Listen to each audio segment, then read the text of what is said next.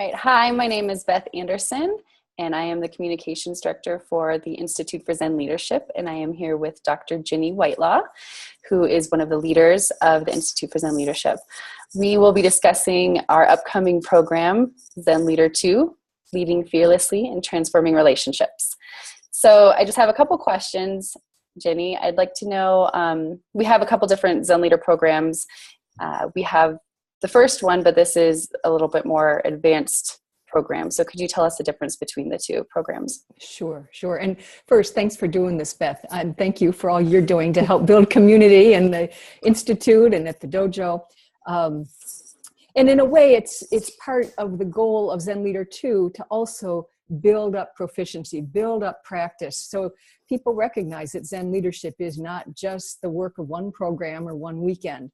In the basic, we call foundational Zen leader training, we cover a number of these flips, these reframing, seeing things differently kind of moves that leaders can make that unleash their capacity, that help them see how to go from coping to transforming, or from or to and, from feeling kind of awash in the energy of the time to how to use that as a creative force, and really mastering their own energy through these energy patterns in the nervous system that, I work with a great deal.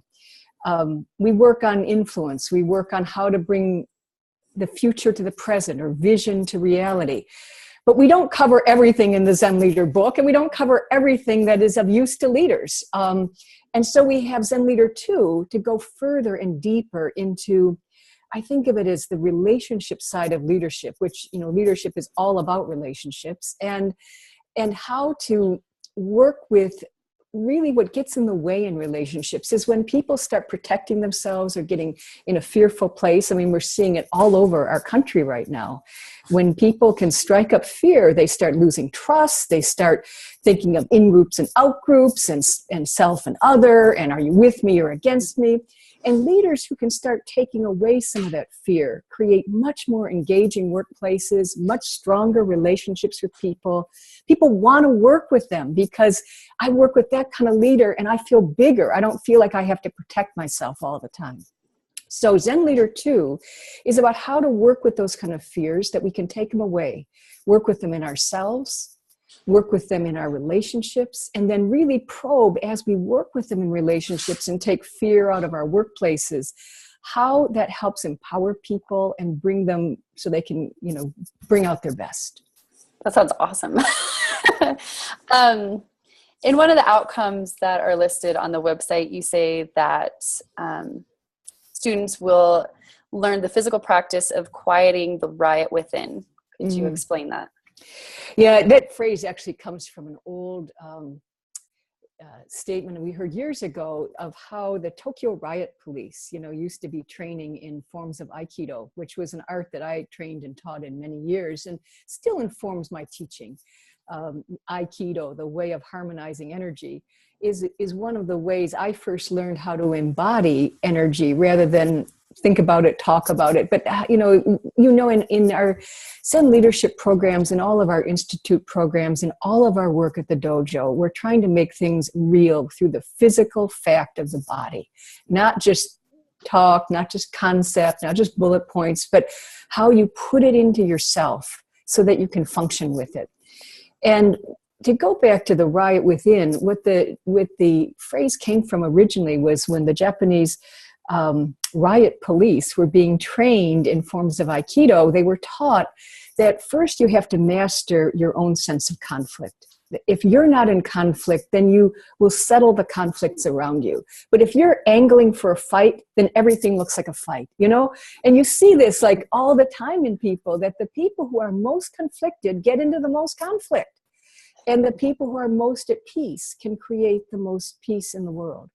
So if you want to be a peacemaker, there's a kind of strength needed inside that deals with everything that can get in our own way, all the conflict within. And that's why we always start with what's going on in you before we try to go to how you can help other people. Nice. Good. So how has working with fear helped you? Oh, wow. So many ways. It's helped me feel into where other people are coming from. And when I can feel them close down, I actually can now start to register that as a physical signal in my own body. And it has helped me understand myself much better and what triggers me. So, I now know the usual suspects, if you know what I mean. I know the things that, oh, there I go getting insecure again, or, oh, there I go feeling like I'm walking on eggshells, things. Because I'm more attuned to that, I catch myself at my own tricks a lot sooner. And because I can feel that, I can feel it in other people. And I know if I've triggered them, whoa, back up a little bit. Let's take a look at this. Let's not just play the storyline at the surface. Let's go underneath a little bit and say, whoa, what just happened there? Well, I could see that triggered a reaction. Tell me what's going on for you. So it's a different conversation than going down the he said, she said, you won't believe their tone of voice, all the kind of ways that we escalate arguments. It's helped me see how to de-escalate them. And this has helped not only in leadership and relationships. You can imagine what a coaching skill it is too, because oftentimes people will get into vulnerable territory in their coaching. And it's very useful if you can sense that signal and be able to, I want to say, lean into it, not back away from it. Because a lot of our tendencies with conflict is to get as far away as we can. I don't want anything to do with that. And so we start defending ourselves. This is a counter reaction. And I wouldn't have had the courage for this kind of counter reaction if I hadn't started to grapple with the fears in here. Wow. Just one last question. So for those who may be on the fence and considering taking the program or thinking about putting it off, what would you say to those people? I feel that our training is always something that has to, in a way, come inside out. I don't like to push people into, make a hard sell or like be a barker at a fair, because I really feel like I don't want you to be there unless you want to be there. Yeah. On the other hand, I would also say, what are we waiting for? This time is moving so quickly. This time is moving so quickly that leaders who aren't training themselves to expand their capacity to be up for these times are going to feel awash in them, are going to feel awash in the forces that are raining down upon us. And I feel our training uniquely resources leaders to surf these waves, to navigate this time, not have it crash down on them. So one of the ironies is that sometimes when we're feeling a little anxious, stressed out, in a hurry, I don't have time, my calendar's full, we feel I can't go to that weekend program, or I can't take those few days, I can't take them away from my family. And yet, I've learned in myself, it's when I don't feel time, that I don't have time, that's when I need to change something. Because time is all we have. From birth to death, that's what we get to spend. That's how we get to be in the world. And when we no longer feel we have time to invest in our own capacity to really work in this time, then we can be kind of digging ourselves into a hole without realizing it. And it is one of the ironies that the first thing we forget is that it is kind of the bigness of who we are. That's what these trainings help people remember. You've been to the dojo, you've seen it too. You've seen how people open up.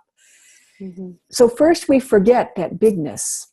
And then if we don't start doing something to turn that around, we forget how to remember. And I always hope people will come to the trainings and come back before they forget how to remember.